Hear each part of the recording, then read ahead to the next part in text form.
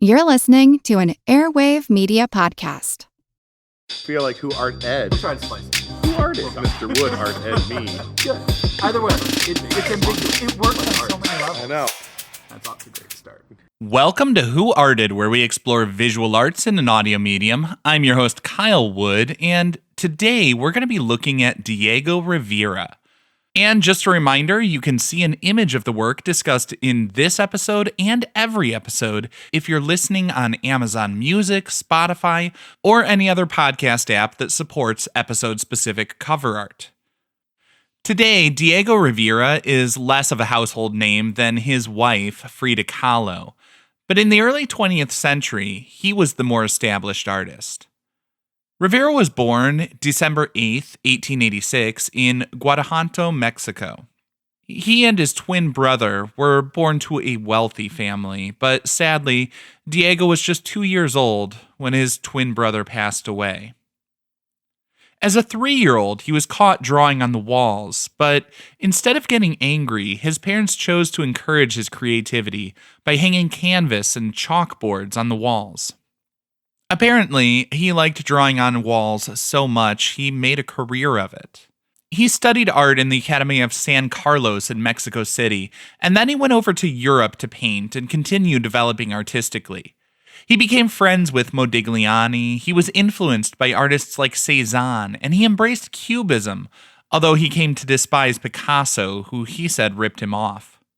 Ultimately, the most impactful experience of Rivera's European study had to be his time in Italy, where he saw numerous Renaissance frescoes.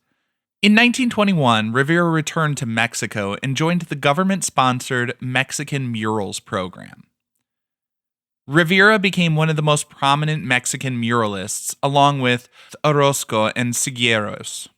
The idea of the Murals project was to unify the country after the Mexican Revolution. The murals gave artists an outlet to express their political beliefs, and the idea was to portray the ideals of the revolution and lift up the people. There was a great emphasis on pride in the cultural heritage of the indigenous people of Mexico, as well as the workers who built the nation. The beautiful works being created around Mexico were noticed by art lovers around the world. And as one might expect, Rivera received many commissions, including from patrons in Mexico's neighbor to the north. In America, however, his work was a bit more controversial. The Rockefeller family actually commissioned a piece from Rivera and then later painted over his mural. Diego Rivera was a member of the Communist Party, which was never particularly popular in the capitalist United States. Rivera's reputation and his anti-capitalist bona fides are a little suspect, though, as he was known to pay his workers poorly and put them to a grueling schedule. Another point of controversy was Rivera's depiction of an integrated workforce. He showed workers of different races working together, and for some reason people found that distasteful.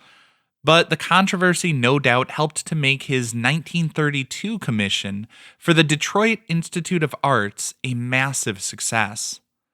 The Detroit News declared Rivera's work to be vulgar and un-American, so naturally, 10,000 people came to visit the museum in a single day. The Detroit Industry Murals consist of 27 frescoes.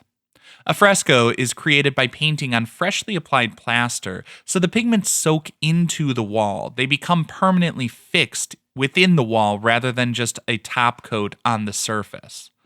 They're very durable, but also very labor-intensive. Rivera and his assistants painted 27 massive frescoes in just 8 months. They worked at a grueling pace, routinely putting in 15-hour days without breaks.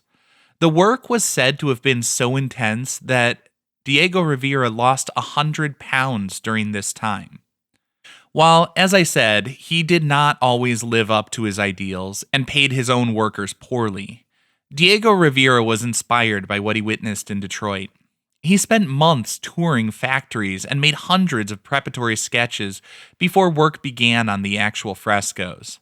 In 1932, as he was creating the Detroit Industry Murals, workers at Ford were agitating for better pay and working conditions. 6,000 workers went on strike, and in those days, strikes would be sabotaged by employers. There was violence and 5 people were killed.